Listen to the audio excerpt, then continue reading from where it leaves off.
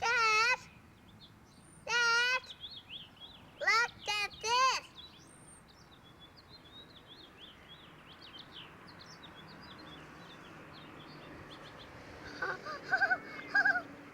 Dad! Hi! Hi! Hi! Come here. Oh. Come here.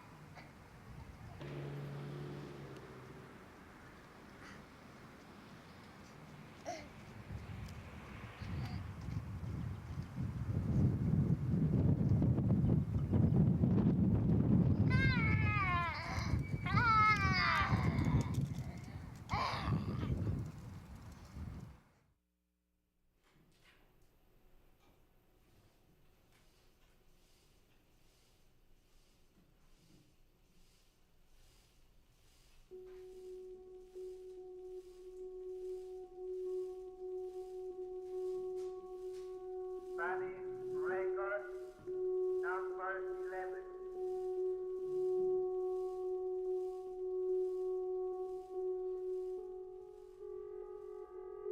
Alemán, ¿a dónde va el Brasil? Cada café, cambiar, ciudad. Alemán, ¿a dónde va el Brasil?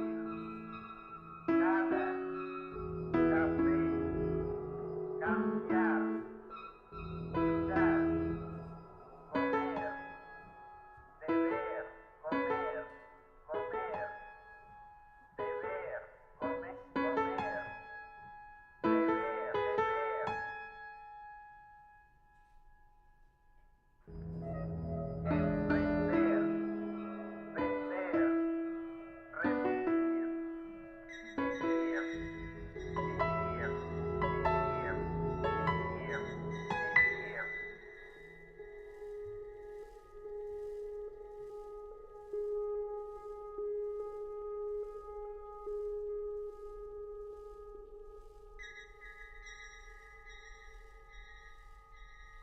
Alemán, ¿a dónde va el Brasil? Cada café, cambiar, ciudad, ciudad, dinero, encuentra, experiencia, pasar, general, joven, gran, gran, gran, gran, gran.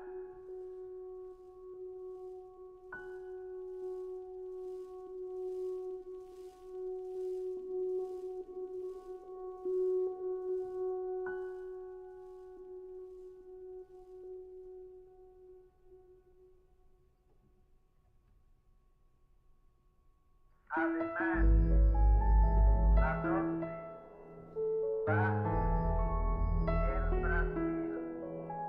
Cada café, cambiar, ciudad, ciudad, dinero, encuentra, experiencia, pasar, general.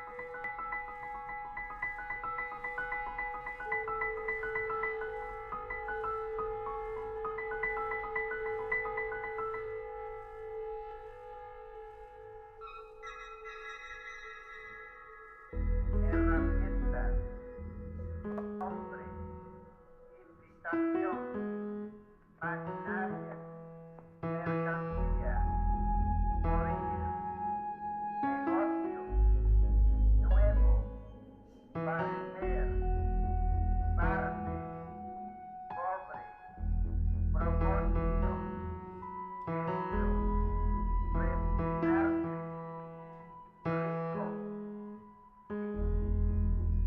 sirve, sirve.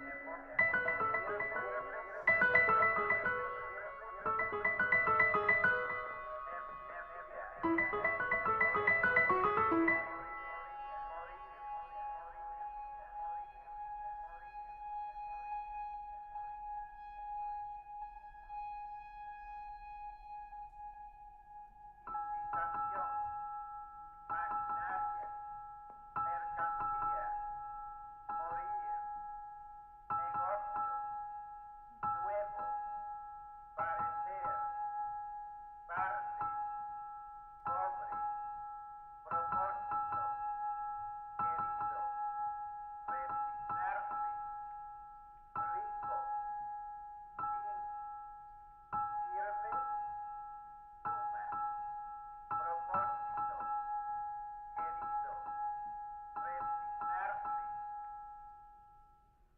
pobre, propósito, rico, morir.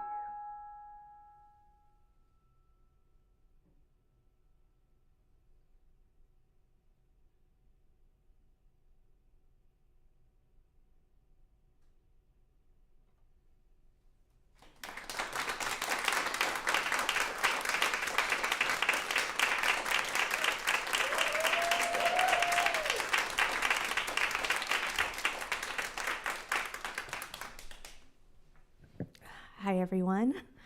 Thank you for coming. Hold on one second.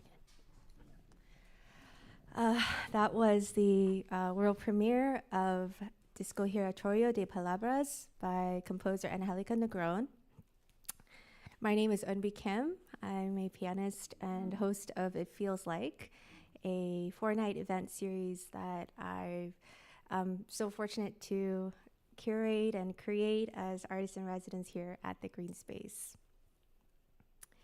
Each night in the series has a special theme, and tonight the theme is play. The themes are based off of the music that's part of my forthcoming album of the same name, It Feels Like.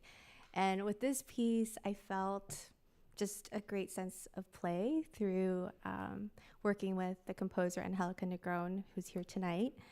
So today is very much like a creative play date with my guests who are here to have conversations and performances together. They are composer and performer Angélica Negrón, comedian and violist Isabel Hagen, and dancer and DJ Mai Lê of the LayeRhythm Experiment project. I think this sense of play and adventure and seeing the magic in the ordinary is what we're trying to do today with today's episode. So I'd like to please welcome the composer of the piece you just heard, Angélica Negrón, who's going to perform for us. And afterwards, we're going to have a conversation. Angélica. Accessibility.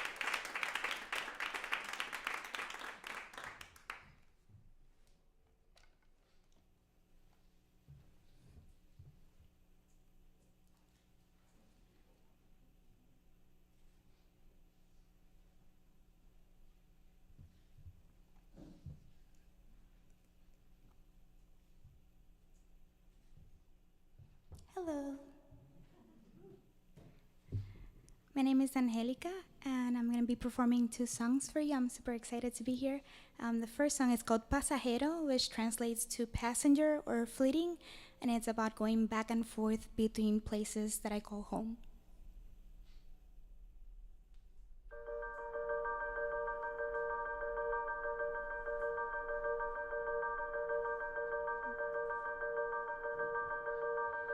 Bajo el sol me muero, así que volaré a un lugar incierto y me congelaré.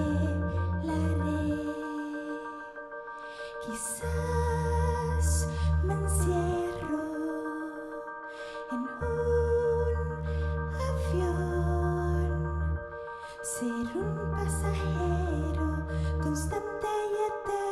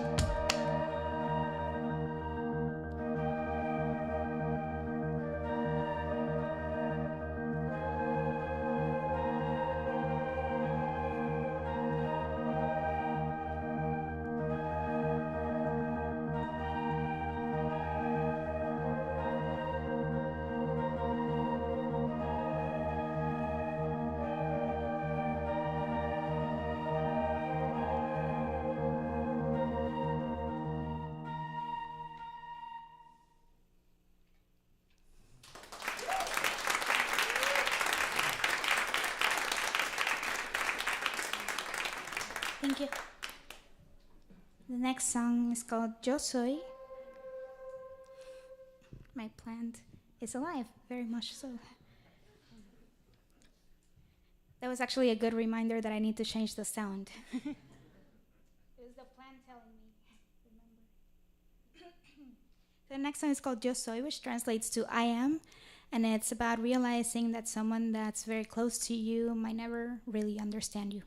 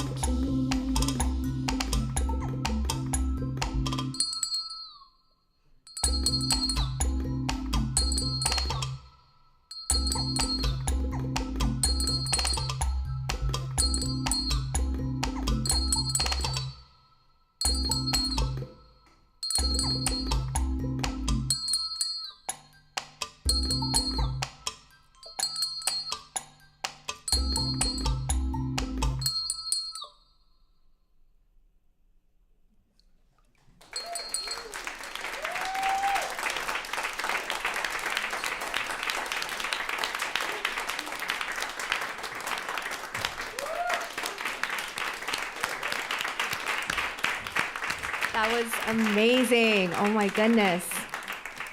Oh yes. Sorry, I'll get what I bring you. And that paper too. Thank you. Of course.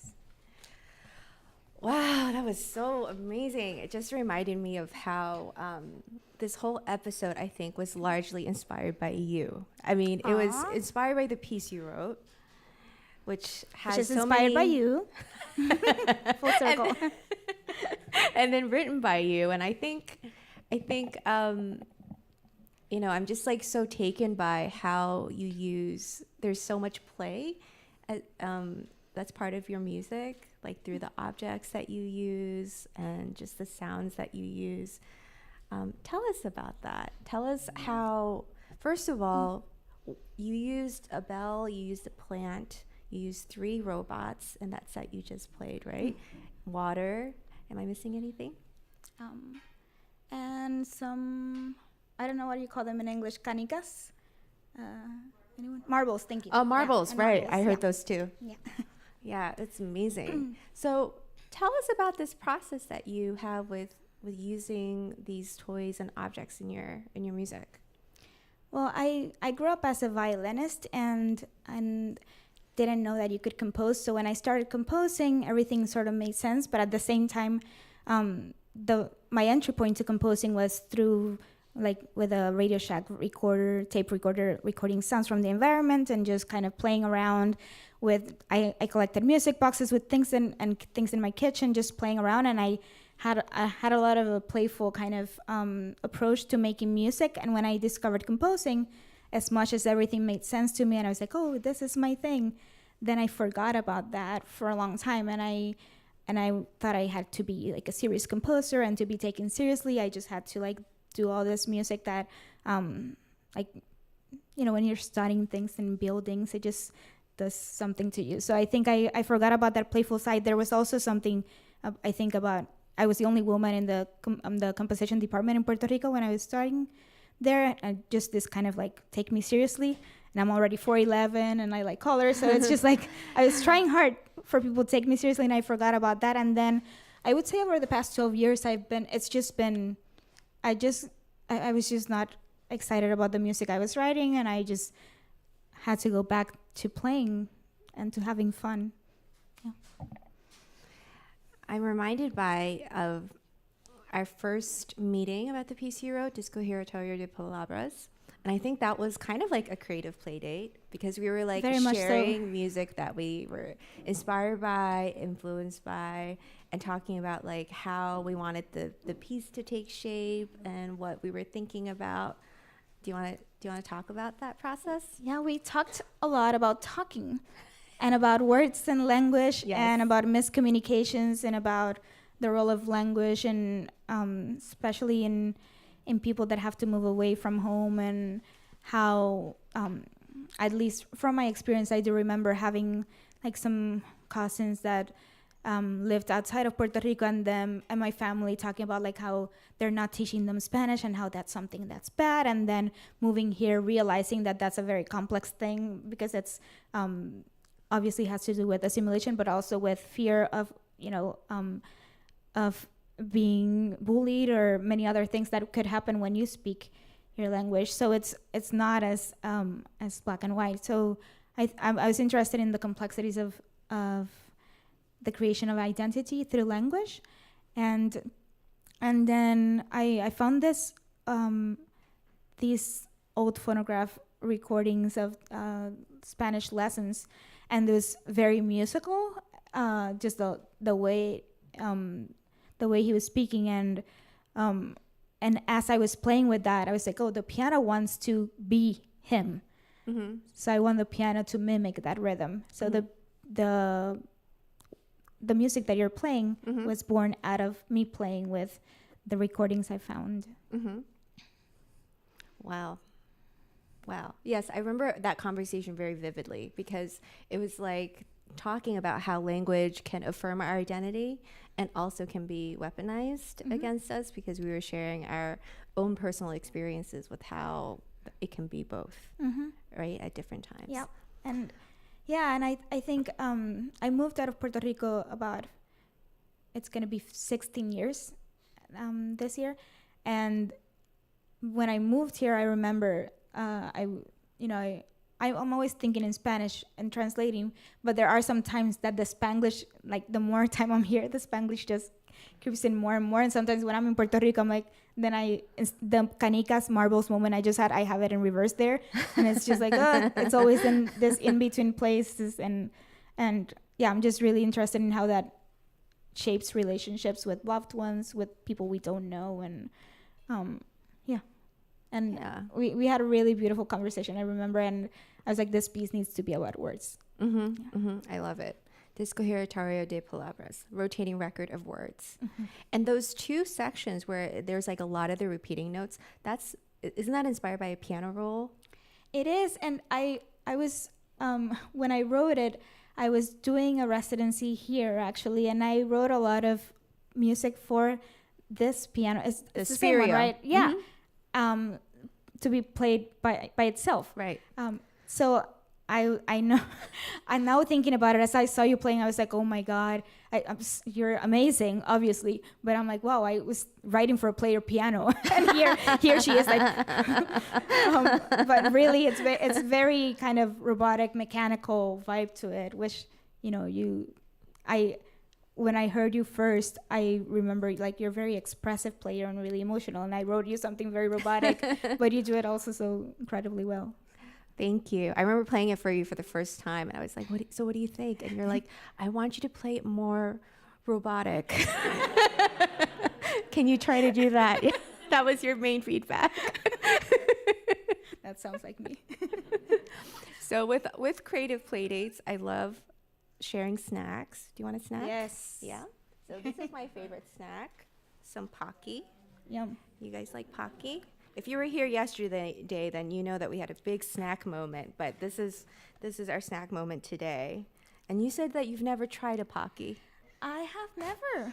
No, I've seen them. Yeah, okay. But so I have never tried them. with all playdates, I love to offer snacks. Or when I was younger, my mom always offered the snacks. But now I offer the snacks. Yeah. All right, here you go, Angélica. Want some? Thank you. Ooh. It's like a little stick. It is a little mallet. Stick. Oh, right. I shouldn't have done that. Pretty good. It's pretty good, right? Except you're holding it wrong. You know, the chocolate Okay. part. Yeah. The chocolate part. It's convenient. the mom. Yeah, you have to hold it here. It's like, Okay. that's the magic of the Pocky. See, I started with the not so fun part. It was still good. Oh, that's much better. It's good. Did you have a favorite game growing up? Favorite game? It's kind of sad to think about this now, but what I really enjoyed playing was playing, like, if I had traveling agency. And so I think this was all built around the fact that my grandma had carbon copy paper, and that was like the best prop. So I remember being like, yes, we're gonna go to Florida. Yeah, Disney. It was all Disney. Yeah, San Juan to Orlando. Great, I got you. With my cousins. I'm an only child, but my mom has 8 brothers and sisters, so I had a lot of cousins. So yeah, and then it was like, oh, let me give you your receipt, and then with the carbon copy, that was really fun. So that was my favorite. But I also I was really, really extroverted as a kid. Yeah. And then I don't know, something happened in the 12, 13, and that changed a lot. But I had a club with my cousins called Club de Niños con Arte, which what is the that? most literal name for a club. Club of kids with art or something like that. Artful kids or something like that. I remember I did the t-shirts. It was like a rainbow and then a kid with a brush. Oh, wow. And we put together talent shows, and I would curate who would be each person. That's and kind of what I'm doing with this show. Yeah, it's like a talent yeah, show. this is your Club de Niñas con Arte. I remember I made one of my cousins cry once because she was the only blonde one in the family, and I was like, "You're gonna be Madonna," and I had like this kind of a little revealing outfit for a 10-year-old. She was like, "No, I don't want to wear that." I'm like, "You're Madonna." But yeah, I'll leave it there. So fun. Well, the video that played earlier was a clip of a home video with me and my sister, and she was my most favorite creative play date. Not by choice, probably. Like, she probably had to be my creative play date. And we love to do all kinds of things. I think we have all these home videos because this past Christmas, that was my gift to my parents. They had them all on these like old tapes. Speaking of old tapes. And so I had them digitized. And so we've been sharing some of them for each episode in this series. And so some of them, what were some of the things I did with my sister? Well, the clip was of us at the playground. We loved going to the playground. We loved like playing roles and stuff. There's a video of me pretending to be a grandma, and then she would follow me around, things like that. And then my favorite game to play with my friends was Peter Pan. And I would like, yeah, I was mean too. I would always have to be Peter Pan. And then I made everybody else be Wendy and Tinkerbell. But I love that video that you showed earlier, because there's like this pure joy and of discovery with the bubbles. yes. Just like, Yes, I had so much fun. And I think that's kind of the spirit of play. It's like you see like the magic in something that's so ordinary. And I love, that's like what I love about your work and your music is that you create music out of just these ordinary objects that we don't think about. So thank you for being my guest today, Angélica. my pleasure. Thanks for having me. Now we're going to hear from some kids and how they like to play. So here is a kid segment video. Thank you, Angélica.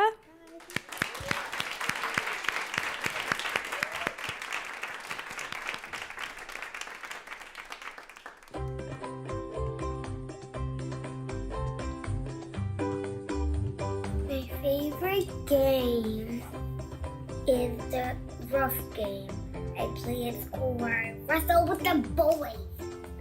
Because then I get to practice my wrestling skills so that I can wrestle with fairies. We like to pretend that we're fairies. Well, not exactly pretend that we're fairies. We just talk about fairy things like how they make their flowers and pixie dust. Yes, Play-Doh. Why is it your favorite toy? Because it's nice and squishy and soft, and you roll it into like little taco. 3, 2, 1. Here we go. I'm gonna turn it around. You won't see the person, but it's a Lego piece, a masterpiece. I love how this spins too. Is that why it's your favorite, or is there some other reason? Also, cause this goes in, out, in, out, in, out, and also it holds a gun. Well, most toys are games, right? I like to play farmer with my friends because there's this place with wood chips, and there's a little house that we pretend that's our house, and there's a shed where we can get different things we can play with, and we find like different things in the arboretum and stuff like that that we can use.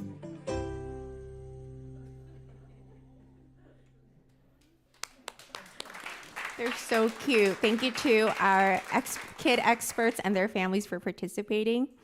I'd like to now welcome comedian and violist Isabel Hagen to the stage.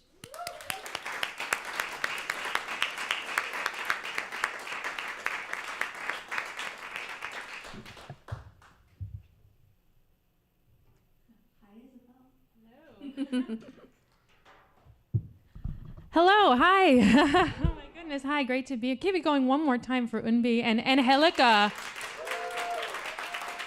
How incredible was that? That was so incredible. It's so good to be here back in New York. I've been traveling a lot, And I played a very small town in Missouri recently, and that was an interesting experience. They put me up in a hotel, and at the hotel, they had a poster of me in the elevator.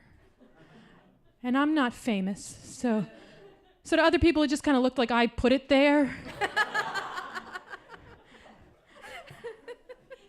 And it was like locked and bolted in a box. Like I couldn't take it down. In case you're wondering, like, you know, she could have taken it down if she really wanted it. No, nothing was more secure than this shrine to this dumb poster of me.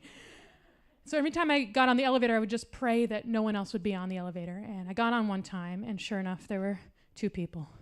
So I just tried to like block it with my body. I stepped back, but I missed. And I just sort of stood next to it. As if to go, look familiar? But I travel a lot for my job, and traveling makes me very anxious. It does. I was on a flight recently, and I was sitting in front of a kid who cried the whole flight. Not a baby, a child. He knew what he was doing, right? I was so fed up with this kid. And about 2 hours in, he spoke. And I heard his voice, and he was British. And I was like, oh, all is forgiven. That's adorable. Mommy, you won't let me watch the TV. Let him watch the TV. He's clearly a genius. Very charming. That's why I couldn't have like a British boyfriend. I'd let him treat me like crap, right? Oh, I've cheated on you. Say it again. Oh my God.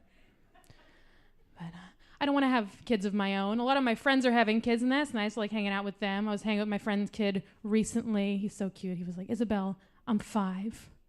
I was like, 5? No way. And I thought, why is it this unwritten rule that when a little kid tells you how old he is, you gotta doubt it? What a bizarre thing to do to a kid who's just telling you like the only thing he knows. If you're to go down that road, I could think of better things to doubt, right? Like, that's your daddy? No way.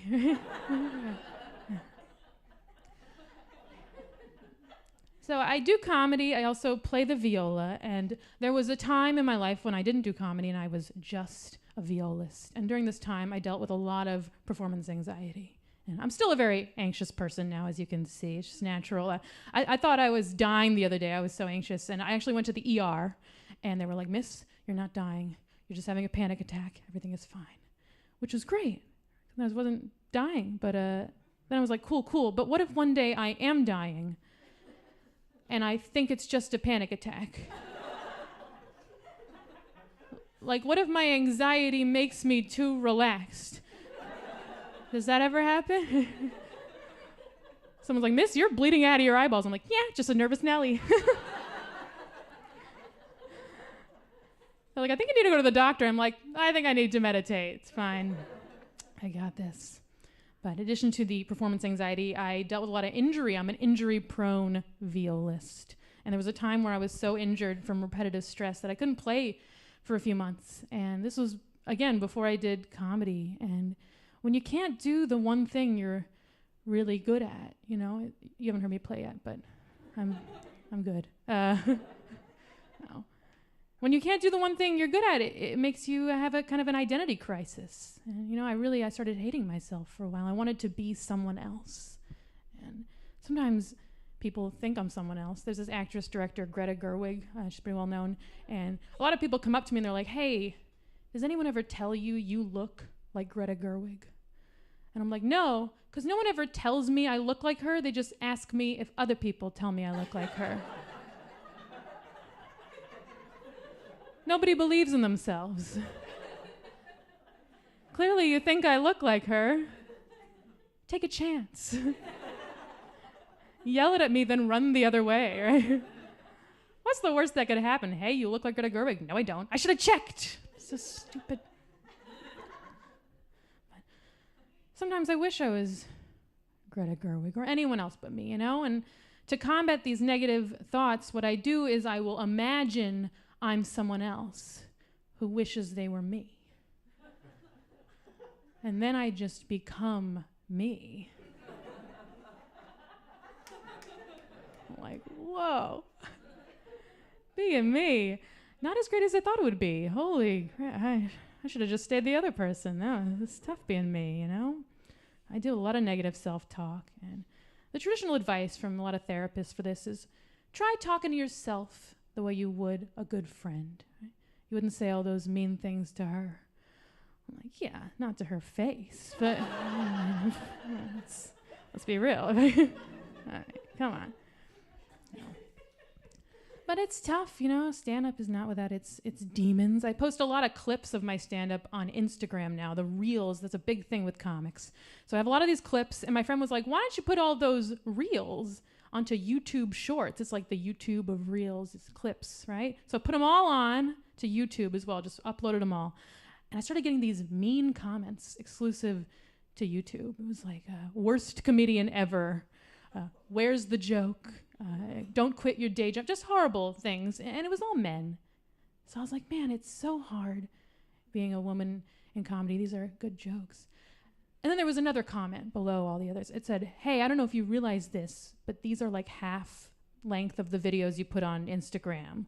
Like I hit the wrong second length. So for days, there were tens of videos of me just doing setups. No punchline.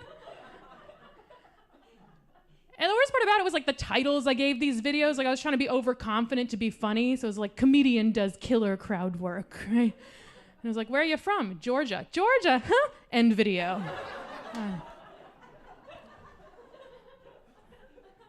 So that guy asking, where's the joke, you know? He wasn't a bully. He was just inquisitive, right? I think I just turned the mic off. Can you still hear me? Is it still coming through? All good? Thank you. He said, all good. So I play, I tell jokes, and a lot of people naturally are like, hey, do you ever combine the two in your act? And I used to say no, because I'm a very funny comedian and a very serious musician, and I don't think they would mix. But so many people asked, so I decided to humor them. So if you don't mind, I'm going to play a little viola and then do a little stand-up, and we'll see how it goes together, all right? Here.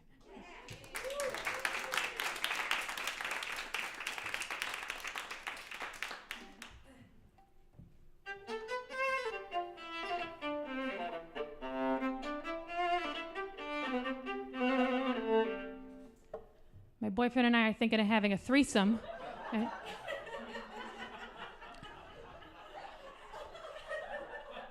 The good news is we're both down for the threesome. That's the good news. The bad news is he, of course, imagines it like him, another girl, me.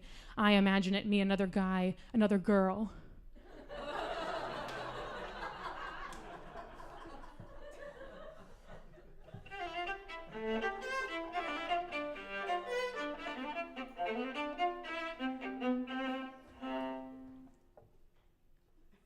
My mom recently informed me that I breastfed till I was 3. I was like, yeah, Mom, I remember.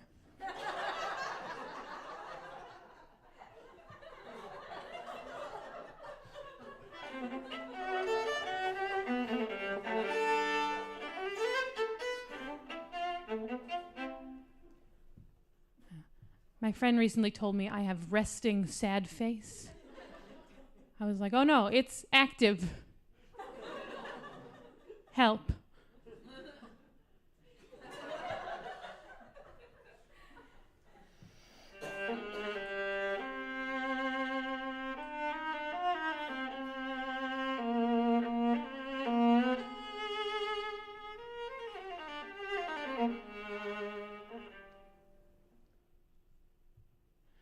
My boyfriend wants to settle down. I'm like, look, buddy, I got a lot of things I want to do before I settle down, you know? Like, find the right person.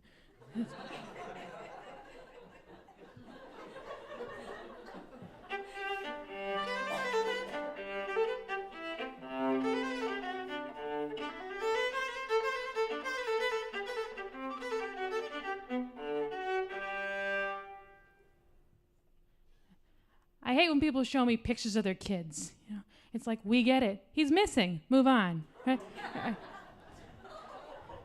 All right, well, that's been it for me. You guys have been a lovely audience. Thank you so much. Thank you, Isabel. Megan. Amazing. That was so funny. Thank you. Hello. So I wanted to have you on the show for a few reasons, but in keeping with the theme of the show, do you want some Pocky? It is a play date. I would love some Pocky. Okay, here you go. Thank you Have so some much. Pocky. I haven't had Pocky since my last play date, I think, which was 1998. I don't know. I'll have one too, actually. So I wanted to have you on the show to talk about how, play informs like your process as a comedian. Because I feel like in your work, you just find humor from like ordinary experiences, ordinary everyday experiences, especially your own, right? And then you see something that like, I don't know, how do you do that? Tell us. I wish I could tell you, but it kind of just comes. No, but I actually mean that. I have to kind of tap into a state of play in order to find the humor in the ordinary, because there'll be the moment where I'm actually upset or embarrassed about what's going on, like the poster in the elevator. That was actually a very embarrassing thing for me in Cape Girardeau, Missouri. And then finally I kind of let it kind of wash over me, and I found the humor in it, and that's what made it all okay. And if you go looking for the funny things, often it doesn't end up being that funny. But if you sort of can, again, tap into this sort of almost spiritual place of play, the ordinary things start popping out to you as, oh, yeah, that is funny. That's something I could make a joke about. Well, I'm wondering if you were always like that, because I remember when I was at MSM, I worked in an office with a violist, and he really didn't like viola jokes. And I remember he hated viola jokes, and he would get so angry. Like, so in classical music, it's like a very common thing to make fun of violas. And he would get so angry. And I remember I went out to lunch with him, and I was going out with the guy at the time who had tons of viola jokes. And I told him ahead of time, like, he really doesn't like it. So don't try it. Don't try it And he thought I wasn't, like, he thought I was kidding, because maybe he thought that all violas are used to it by now, right? And so he cracked a viola joke in front of this guy, and he got so red and he got so mad, and I was like, oh my God, this is a disaster, So like, did you get into comedy? I'm just guessing here, I don't know this. Did you get into comedy because you were like wanting to be in on the joke, or? I always have loved viola jokes. I don't understand who this person is who doesn't. Why would you play the viola if you don't like the jokes? I mean, as soon as I switched from violin to viola, I was 10. I think there was Google at the time. I Googled viola jokes and memorized all of them, because I was like, now I can tell these. And it was the best. So I wouldn't say that was why I got into comedy, but that was definitely an indicator early on that I would enjoy doing comedy. And I do.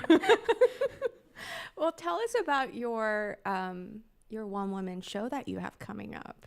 Yes, I have a one-woman show coming up. Do you want me to grab that, or are you going to eat it? Okay. All right. Why'd I do that? I thought I was being a real hero there. I do have a one-woman show coming up on June 1st. I'm doing a first run of it. It is called Imagine I'm Someone Else, and it'll be sort of what you saw with music and jokes, but much more expanded with some songs, and that's about it. Yeah. And it's at Union Hall in Brooklyn on June 1st at 7:30. So if you're around, come on out and see more of that. That sounds exciting. It and is. I was telling you backstage, I'm so glad I'm doing this. So another reason I'm so glad we're having a creative play date together is because I told you earlier that I had been like following you for years. And then one day I was watching Jimmy Fallon, and then I was like, there she is, Isabel Hagen. I'm like, oh, it's too late. Like, we're never going to be friends. Like, I guess it's too late for me. She's like gone on and doing things, and we're not going to be friends. But now we can be friends. Like, that's like another great reason for play dates, I think. Yes, and I would love to be your friend. And my life has changed zero since doing Jimmy Fallon. So, in fact, maybe I have fewer friends now. Well, so. to be fair though, I do. You know why I remember that show is because it happened literally right before the pandemic. March 11th, 2020. I was the last guest in front of an audience. Before then, they did that weird hybrid thing for a few days with like no audience, and then they went home, and it was weird. Yeah, that's one of the reasons I really remember it. I remember us going, oh, that's great for her. She's on Jimmy Fallon. Okay, if we're not, I guess we'll never be friends. And then, and then the next day, I remember it was like the apocalypse happened. Yeah. Yeah, if we weren't going to be friends, it was going to be because of COVID. Not Probably. we literally couldn't hang out for safety reasons. So, Isabel, we asked the audience some questions about play and games and stuff. Do you want to process them with me? Let's process them. Yeah, okay. Let's see here. I don't know which one's for you, but I think this one will be okay. I can go first, yeah? So the prompts were, when I was a kid, playing felt like ... Now, blank feels like play. So I see, when I was a kid, playing felt like fun forever that school ruined.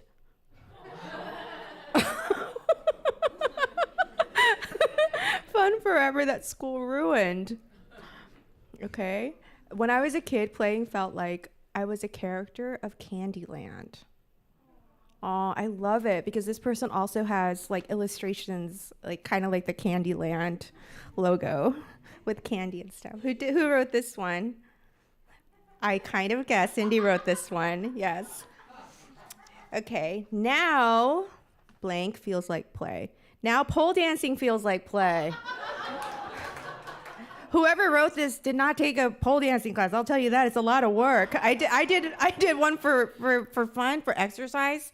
It was for exercise, okay? It was for exercise. And it was a lot of work. So whoever wrote this, it does not know it doesn't feel like play. Okay, and now watching YouTube feels like play. Definitely. Doing nothing and watching YouTube feels like play to me now too. Isabel, what do you got?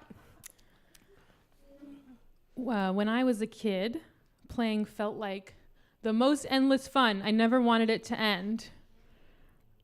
And now,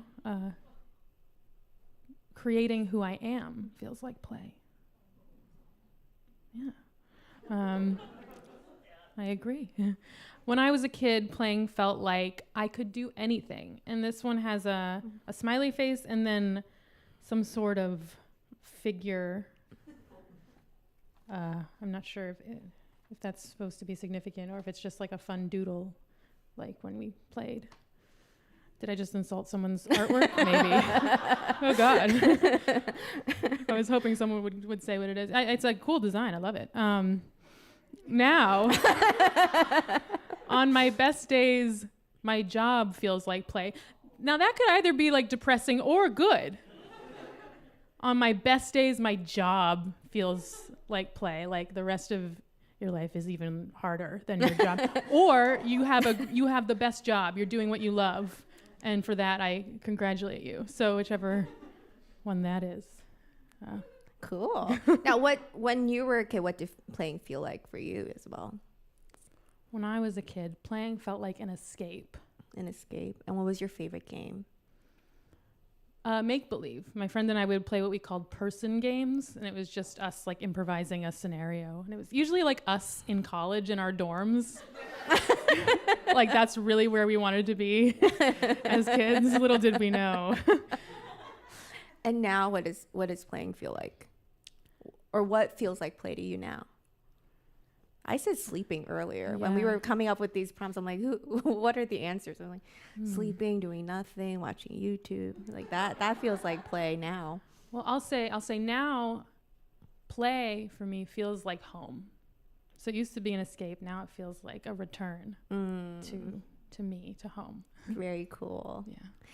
Well, thank you, Isabel. Thank you so much. Thank you for joining us. Thank you for joining us. My pleasure. Yes. Yes. Let's give her another round of applause for Isabel Hagen.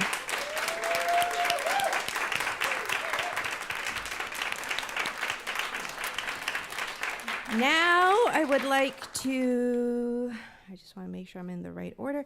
I'd like to welcome Mai Lê, dancer, DJ, and creator of LayeRhythm Experiment project. Let's give it up for Mai Lê.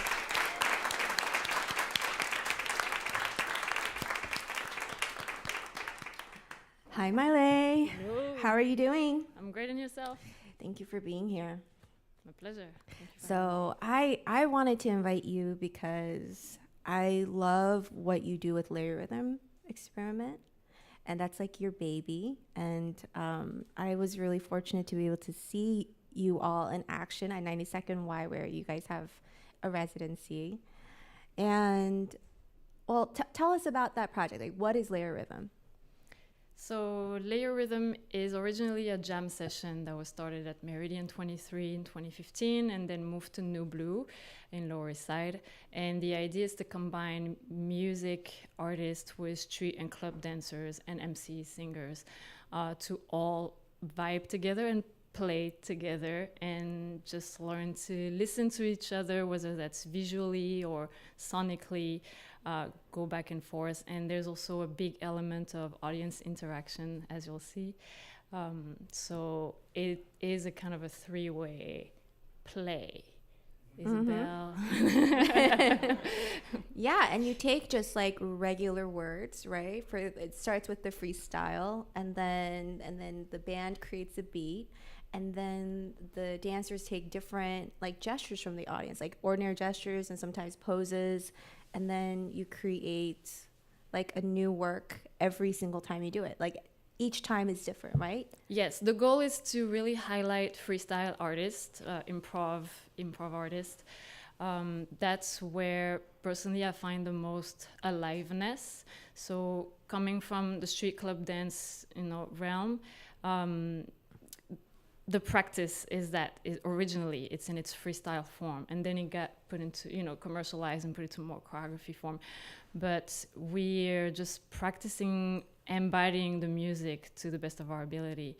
And so it's the same with MCs. It's like, how can you create on the moment? And there's a brilliance and magic in that when there's like room for things to happen and it's not all set yet. And yes, it's a risk, but it's also so fun. Personally, I've experienced the most beautiful moments in club settings, in just a cypher or on battle stages. And so I'm kind of pursuing those like fleeting moments that you kind of never know when they're gonna happen, but you want to leave the room for maybe something to feel like that, And so with LayeRhythm, we get audience ideas, and those might be words, they might be movements, they might be a choice, like which musician do you want to start playing first, or which musician would you like to pair with which dancer, and then they have to create a relationship there. The main concept behind LayeRhythm is actually to reverse the relationship between music and dance. Usually, at least for street and club dance, we follow music. But with LayeRhythm, I'm asking musicians to follow dancers. So what does this movement sound like? Or what does this movement sound like? Like, how can we translate that texture into sound and just like connect, be present together in the moment, and see what comes out of that. Do you ever get scared about improvising? Because I took a class. Well, first I've taken an improv theater workshop once, and then I remember when I was in grad school at Manhattan School of Music, there was one semester that I took. It was called Improvisation for Classical Pianists. That was my degree program. And it took me an entire semester to improvise on like a very standard 32 bar, whatever it was. I mean, it was like pulling teeth. I mean, I was so scared not to, because as a classically trained pianist, like I'm just used to following a score. And it just like felt scary not to even have music in front of me to like, even just, it was actually, Autumn Leaves is only, I think, four 4 chords. Is it 6 chords? I mean, it's like very simple jazz tune. But I think it took me an entire semester to learn how to do a really simple improvisation over that. So do you ever get scared, or it just... Or all the time. Oh, yeah? Yeah, all the time. It gets easier with time, of course. I think the first time I was at a club and everybody was freestyling, I just sat there. And I actually sat there for a year, going week after week for a year, until I finally had, the courage to like stand up and move around without being noticed, of course. And then finally I got into a cipher. My heart was like this, and then things get easier and easier, and then you go on stage, and then that gets easier, and then you make the improv the practice, like, so that's becomes the comfort zone in a way, like being uncomfortable becomes the comfort zone. I think that's the chase here. And I know you're also an educator. You teach dance classes too, right? Yeah. So do you, like, if you were to suggest like a game that you could play, like somebody by themselves, like to just become more comfortable with improvising or dancing, what would it be? I know a lot of people are nervous about dancing in front of people. I think with a simple step, you can add on many ideas. So for example, if you simply do like a heel and a toe, a heel, anybody can do that, right? Heel, toe, and then you can play with rhythm, like just that, and then you can play with, okay, let me play with direction, let me go here, let me go there, let me go here, and then let me go slow, let me change the texture, let me go up, let me go to the floor, like just adding on concepts and ideas that you can reproduce with every movement, everything, and then it makes your maybe small vocabulary, like much larger and much richer all of a sudden. I hope that helps. Yeah, that's a really cool idea. And that's something you can kind of experiment by yourself and see what you come up with. Yes. Very cool. But right now, you're going to experiment with the audience and create like a scaled down version of LayeRhythm, right? Exactly. Yeah. We don't. All have right. Okay. Let's full band. So we have. Let's get into it. Yeah. Yes. Awesome. Okay. Yes. All right. So I'm going to be asking you for ideas. Tonight, I think we're going to play with movement. So if there are any volunteers who would like to share a movement, it can be really simple. It doesn't have to be a dance movement. It can be simply a step. It can be a turn of hand. It could be a head gesture, anything. A wave like this? Okay, a wave. Just showing that. Thank you. Anyone else? A hop. A hop. A shrug. A shoulder shrug. Awesome. Sometimes you ask people for poses, right? Yeah, let's get some, maybe like 1 or 2 postures. Yeah, so you can get up your chair if you want. Oh, I can get the comfortable. I can meet you there, sitting down. That's okay. Anyone else? Another one? A peel?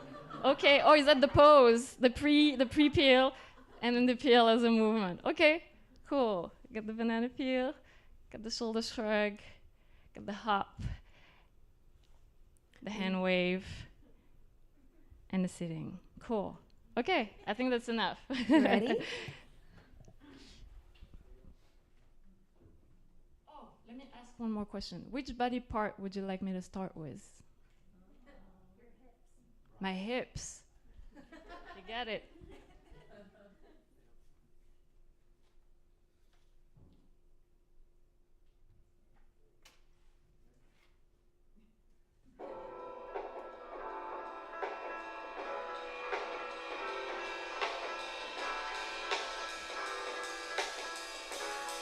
As I began my day,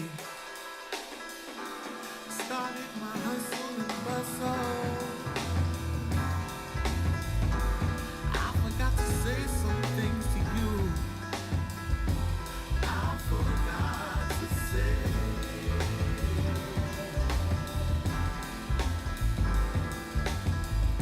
And then again afterward, when I got home,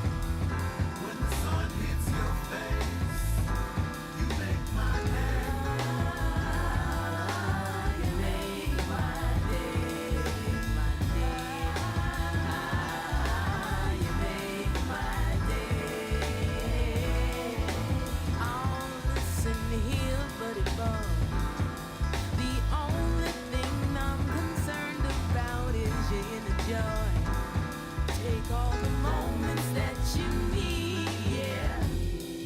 I'll be there. And when you ease up, I'll be there to help you free up. It's nothing, I tell you, 'cause you're something. Oh yeah, I know you do. You rock my world. Oh, I'm so glad that I do it for you. You look so yeah. Beautiful. Yeah.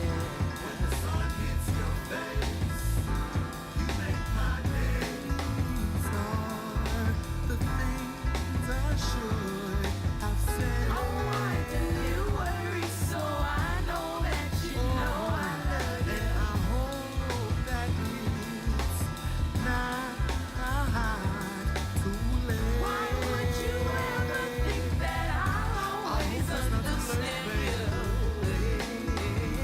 All the things I should have said.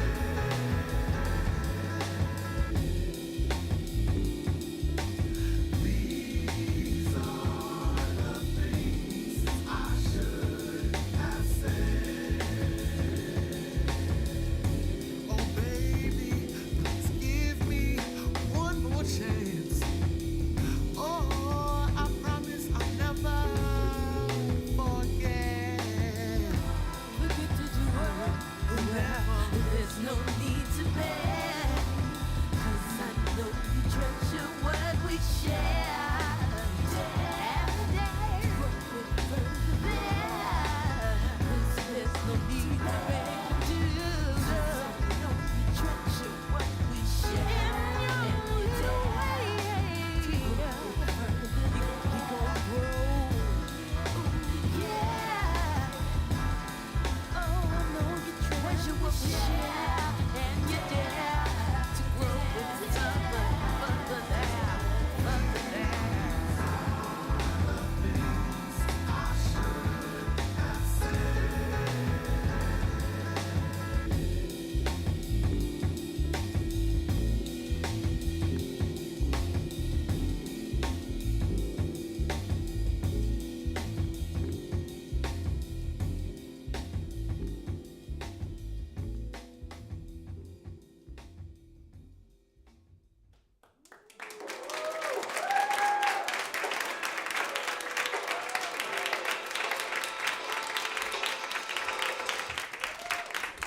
Thank you, Mai Lê.